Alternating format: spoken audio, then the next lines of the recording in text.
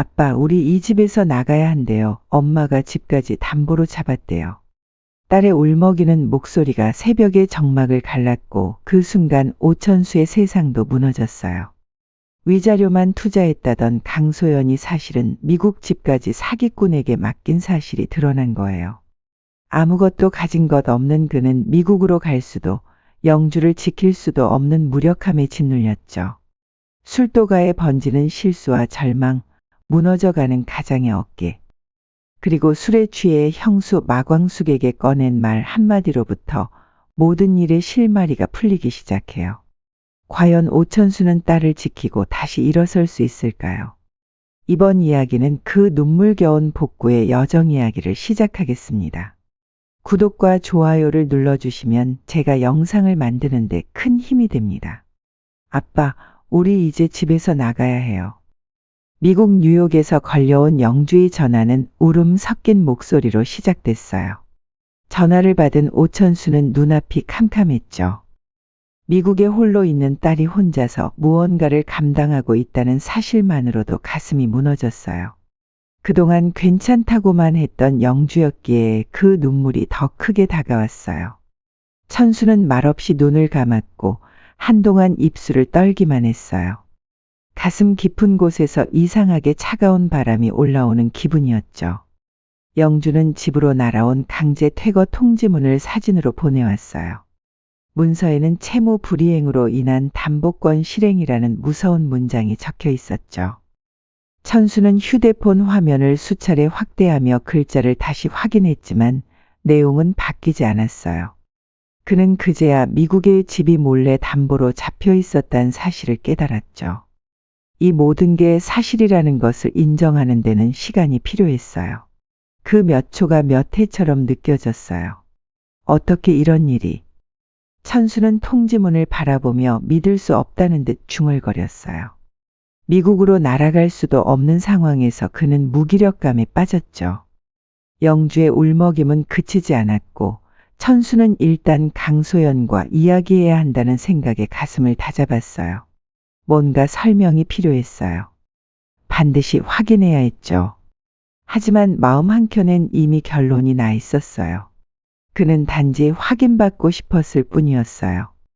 며칠 뒤 천수는 강소연을 조용한 카페로 불러냈어요. 그녀는 오랜만이라며 웃었지만 천수의 눈빛은 냉랭했죠.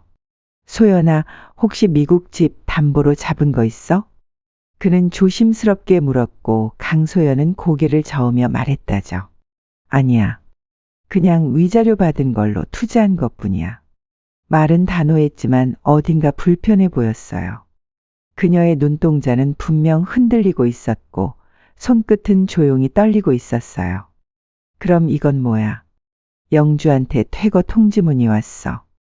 천수가 사진을 내밀자 강소연은 그제야 시선을 피했어요.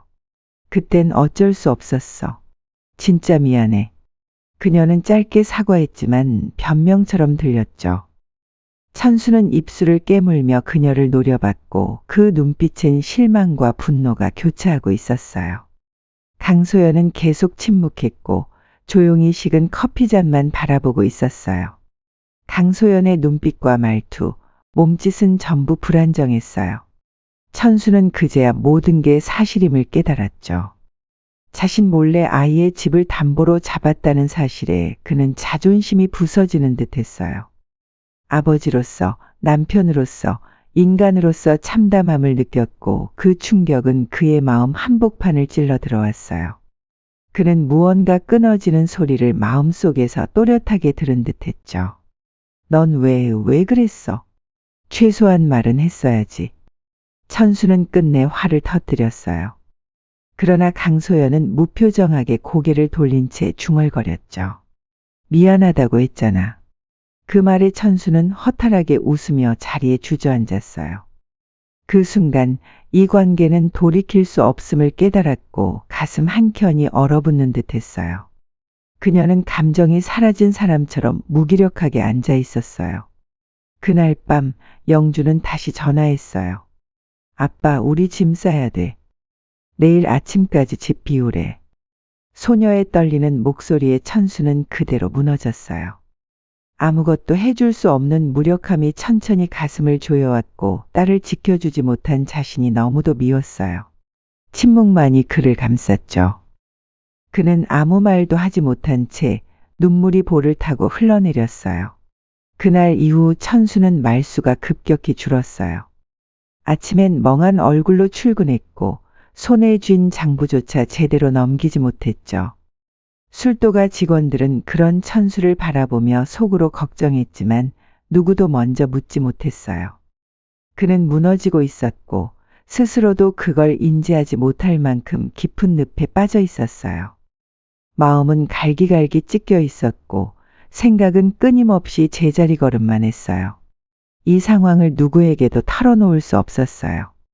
마광숙에게 말하면 괜히 더 걱정을 끼칠 것 같았고 동생들에게 말하자니 부끄러웠어요. 천수는 자신의 방에 틀어박혀 입을 꼭 다문 채 미국에서 혼자 견디고 있을 영주만 떠올렸어요. 지금은 내가 버텨야 해. 그렇게 그는 조용히 속으로 울고 있었어요. 그는 세상 누구보다도 외로워 보였어요.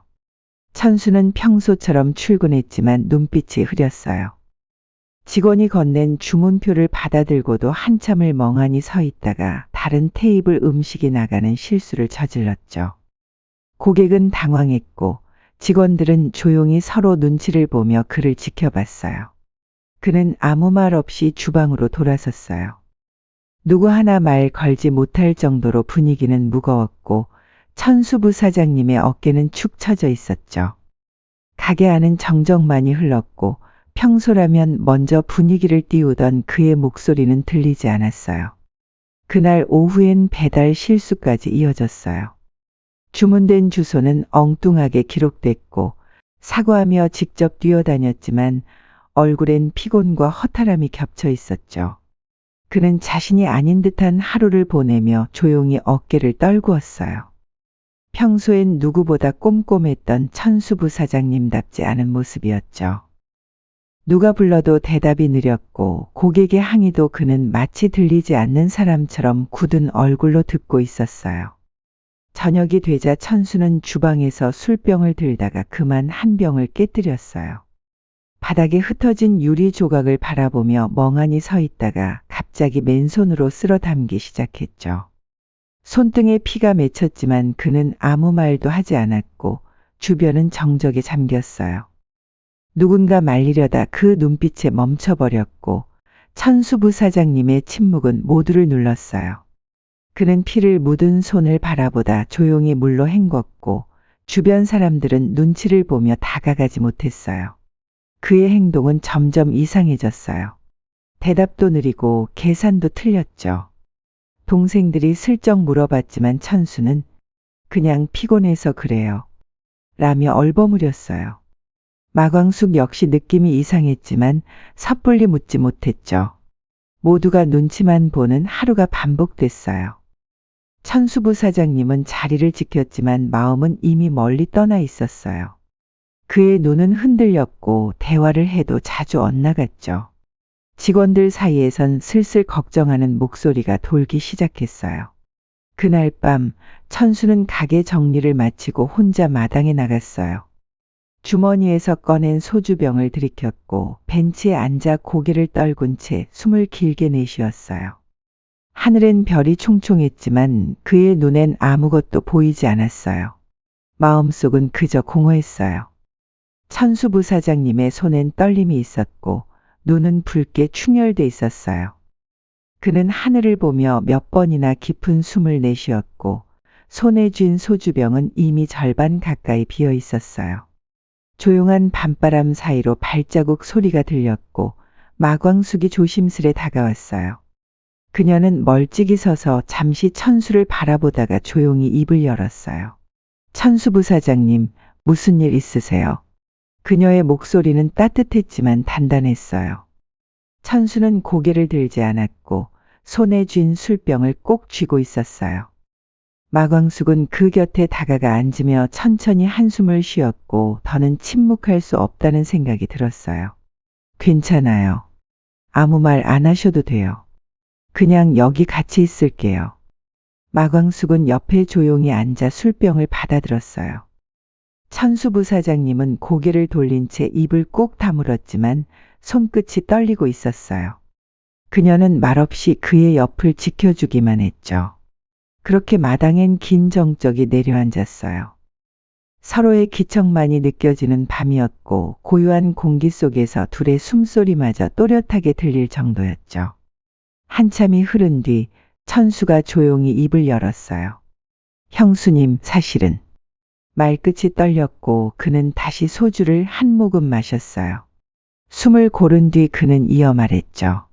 영주가 미국 집에서 쫓겨나게 생겼어요. 강소연이 담보로 잡았더라고요. 목소리가 갈라졌고 천수부 사장님의 눈엔 눈물이 고였어요.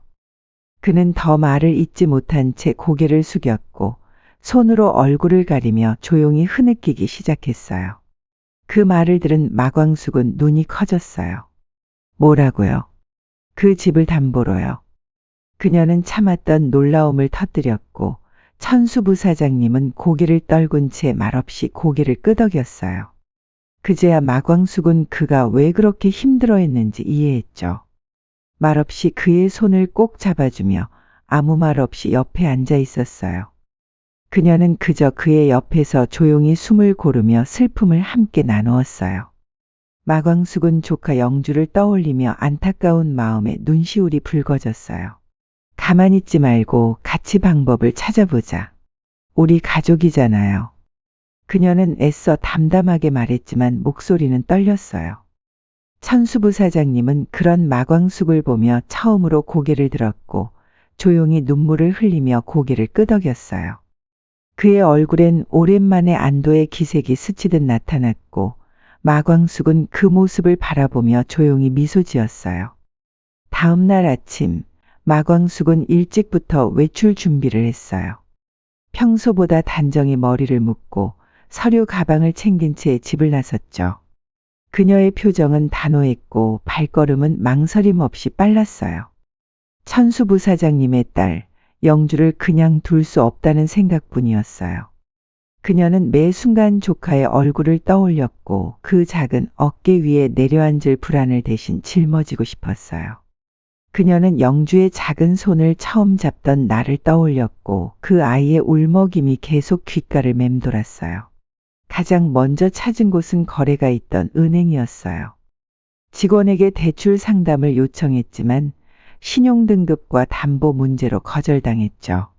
죄송합니다. 어려우시겠네요.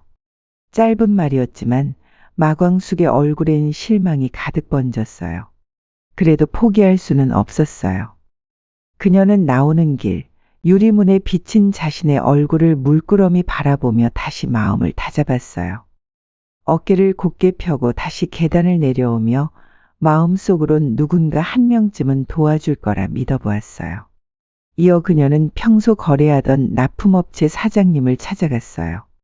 혹시 급히 필요한 돈이 있어서요. 잠시만 빌릴 수 있을까요? 정중히 부탁했지만 그 역시 곤란한 얼굴로 고개를 저었어요. 광숙 씨, 나도 요즘 좀 빠듯해서. 라는 말이 맴돌았죠. 마광숙은 정중히 인사하고 나왔지만 돌아서며 눈가가 저릿하게 떨리는 걸 느꼈어요. 그녀는 뒤돌아 나오는 길에 벽에 기대어 한참을 숨을 골랐고 금방이라도 눈물이 흐를 듯 했어요. 마지막 희망으로 오래된 동창에게 연락했어요. 학창시절 가장 의지가 됐던 친구였죠. 도와줄게. 대신 시간 좀 줘. 따뜻한 말이었지만 금방 해결되긴 어렵다는 뜻이었어요. 마광숙은 미소를 지으며 전화를 끊었지만 속은 타들어갔어요. 휴대폰을 내려놓으며 깊은 숨을 쉬었고 벤치에 앉아 두 손을 모은 채 하늘을 올려다봤어요. 그 하늘 아래 조카가 있다는 생각이 그녀를 다시 일으켜 세웠고 포기할 수 없다는 의지가 차올랐어요. 오후가 되자 그녀는 발걸음이 무거워졌어요. 뙤약볕 아래를 계속 걸어 다녔고 종일 사람들을 만나느라 지친 몸이었지만 마음은 더 지쳤어요. 천수부 사장님에게 당장 내밀 수 있는 돈이 없다는 사실이 가슴을 짓눌렀어요.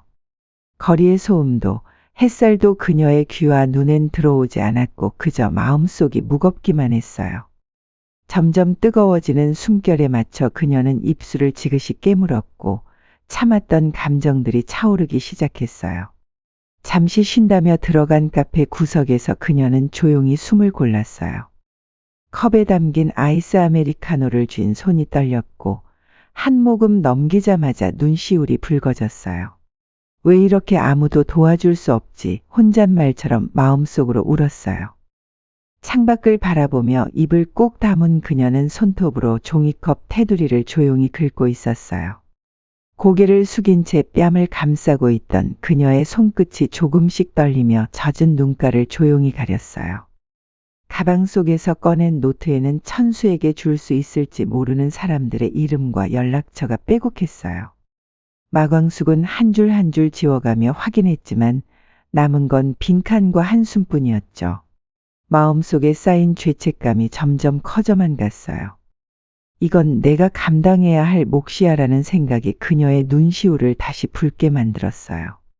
그녀는 무너지는 감정을 꾹 참고 노트를 덮었고 작게 한숨을 쉬며 다시 전화기를 들었어요. 그녀는 마지막으로 고자동 공장장을 찾아갔어요. 오래된 직원이자 든든한 조력자였기에 혹시나 싶었던 거였죠. 공장장님, 저 조금만 도와주실 수 없을까요? 하지만 고자동도 말없이 고개를 저었고 더는 말이 나오지 않았어요. 고자동은 무거운 침묵 끝에 자리에서 일어났고 마광숙은 말없이 머리를 숙였어요. 차마 다시 말 꺼낼 힘도 없었고 그녀는 깊은 절 한 번으로 간절함을 대신했어요. 집으로 돌아오는 길, 마광숙은 하늘을 올려다봤어요. 먹구름이 잔뜩 낀 날씨가 꼭 자신의 마음 같았어요. 그녀는 조용히 숨을 내쉬며 중얼거렸어요. 그래도 내가 할 수 있는 건 다 해봤다. 하지만 눈가는 여전히 촉촉했죠. 오늘 하루 수없이 삼킨 말들과 눈물이 구름처럼 가슴에 가득 맺혀 있었어요. 그 눈물은 흘러내리지도 못한 채 마음속에 눌러앉아 그녀의 숨을 무겁게 만들고 있었어요. 늦은 저녁, 천수를 다시 만난 마광숙은 아무 말 없이 봉투 하나를 건넸어요. 많진 않지만 내가 해줄 수 있는 전부예요. 그녀는 웃으며 말했지만 눈빛은 붉었어요. 천수는 말없이 고개를 숙였고 두 사람 사이에 긴 침묵이 흘렀어요. 그 침묵 속에서 전해지는 건 서로를 향한 따뜻한 책임감과 미안함이었어요. 말보다 강한 고마움이 눈빛으로 전해졌고 두 사람의 마음은 그날 밤 조용히 하나로 엮였어요. LX 호텔 주방 뒤편, 익숙한 통로를 지나며 마광숙은 평소보다 깊은 숨을 들이쉬었어요. 납품은 습관처럼 이루어졌지만 오늘은 마음이 복잡했죠. 서류를 정리하는 손끝에 떨림이 있었고 눈길은 자꾸만 한 곳을 맴돌았어요. 그녀는 조용히 심호흡하며 납품 상자를 내려놓았고 마음속엔 천수 부사장님의 얼굴이 떠올랐어요.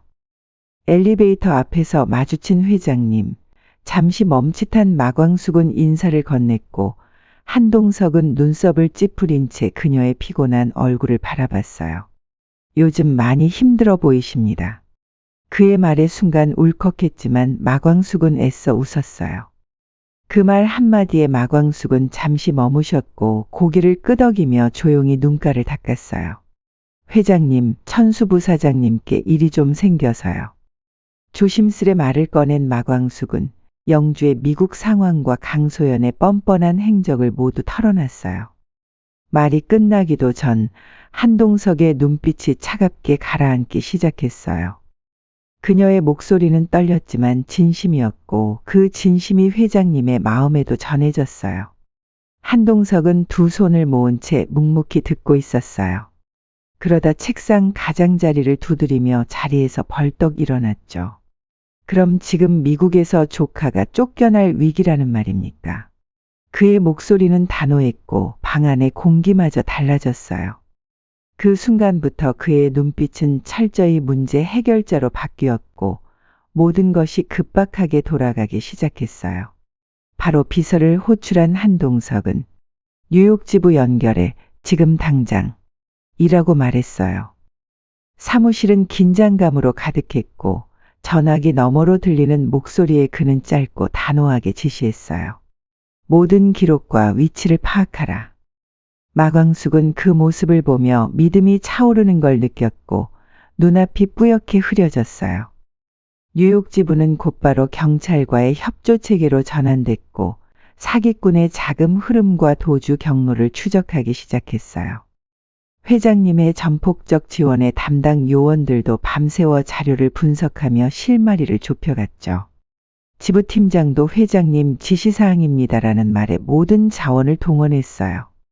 추적은 쉽지 않았지만 도박장 근처에서 사용된 카드 내역과 CCTV 분석을 통해 점점 사기꾼의 그림자가 드러나기 시작했어요. 뉴욕에서 라스베이거스로의 이동 경로가 명확해졌고 요원들은 출장을 결정했어요. 모두가 긴장된 표정이었지만 확신에 찬 걸음으로 공항에 향했죠. 라스베가스의 화려한 카지노 안, 선글라스를 낀 중년 남자가 테이블 위 칩을 쓸어 담고 있었어요. 그 모습은 강소연이 투자했다던 그 사기꾼과 정확히 일치했고 요원들은 조용히 포위 작전에 돌입했어요. 주변 손님들 눈치도 보지 않으며 요원들은 조용히 무전을 나눴고 긴장이 팽팽했어요. 도박장 밖으로 빠져나간 사기꾼은 낌새를 챘는지 택시를 타고 달아났지만 미리 배치된 차량이 뒤따르며 도심 속 추격이 이어졌어요. 수분 후 교차로에서 정체된 차량들 사이로 경찰이 그를 체포했어요. 사기꾼은 그제야 상황을 인지한 듯 저항했지만 이미 늦은 일이었어요. 체포된 사기꾼의 계좌엔 아직 많이 돈을 쓰지 않아 대부분이 남아 있었고 천수의 피해금도 대부분 회수되었어요. 미국 경찰은 회신 서류를 송부했고 한동석은 곧장 마광숙을 다시 불러 소식을 전했어요. 마광숙은 그 소식을 듣고 그대로 의자에 주저앉아 조용히 눈을 감았어요. 한동석은 직접 전화를 걸어 천수에게 소식을 전했어요. 사기꾼이 체포되었고 자금의 대부분이 회수되었다는 말에 천수는 잠시 숨을 멈췄죠. 그동안의 무력감과 분노, 자책이 한순간에 무너져 내렸고 전화기 너머로 조용히 울음이 번졌어요. 그는 그동안 꾹 참고 있던 모든 감정을 터뜨리듯 눈물을 흘렸고 전화기를 쥔 손이 덜덜 떨렸어요. 천수는 수화기를 붙든 채 눈을 감았어요. 입술을 앙다문 채 어깨가 미세하게 떨렸고 그 안에 쌓여있던 감정들이 모두 무너져 내렸죠. 살았다는 말이 그토록 간절한 줄 처음 알게 되었고 마침내 그는 흐느끼며 고개를 떨궜어요. 입술을 깨문 채 참아보려 했지만 결국 두 손으로 얼굴을 감싸며 주저앉아 오열하고 말았어요. 회사 뒤편 마당에서 마광숙을 다시 마주한 천수는 말없이 다가가 그녀의 손을 꼭 잡았어요. 둘 사이엔 아무 말도 필요 없었죠. 마광숙은 말없이 천수의 등을 토닥였고 천수는 그 품에 안겨 다시금 살아있음을 느꼈어요. 조용한 위로가 깊게 스며들었어요. 손끝에서 감정이 터져나오는 듯 가슴을 움켜쥐었고 뺨을 타고 흐르는 눈물은 멈출 줄 몰랐어요. 정신을 추스른 천수는 강소연과의 정리를 결심했어요. 더는 미련도 후회도 없었고 과거를 끊어내야 새로운 길이 열린다는 것을 알았죠. 변호사에게 전화를 걸어 이혼 소송의 마무리를 부탁했고 곧 날짜가 잡혔다는 통보를 받았어요. 법정 대기실 강소연은 여전히 뻔뻔한 얼굴로 앉아 있었어요. 천수는 무표정한 얼굴로 그녀를 바라봤고 넌 내게서 전부를 가져갔지만 더는 그럴 수 없어. 라는 말만 남겼어요. 강소연은 눈을 피했고 이 모든 일이 끝났다는 듯 시계를 확인했어요. 재판장은 조용히 이혼을 선고했고 판결문이 읽히는 동안 천수는 눈을 감았어요. 고통스러웠지만 후련했죠.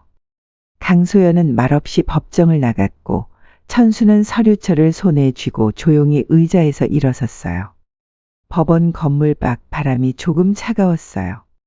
천수는 서류를 조용히 내려다봤고 한 장 한 장 넘기며 지난 시간들을 떠올렸어요.